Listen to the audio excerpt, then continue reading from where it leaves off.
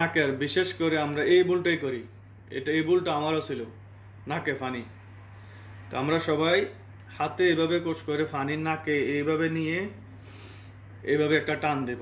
একটা টান দিয়ে এরপরে জোরে হ্যাঁত হ্যাঁত করে পানিটা ফালা দেবো এবং নাক পরিষ্কার করবো। এভাবে তিনবার করে ফালাই দিব।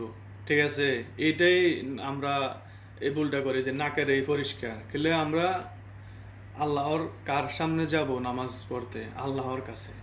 তা আল্লাহর কাছে যাব যে আমরা পরিষ্কার পরিচ্ছন্নতা গ্রহণ করে যেতে হবে, অজুটা সুন্দরভাবে করে যেতে হবে।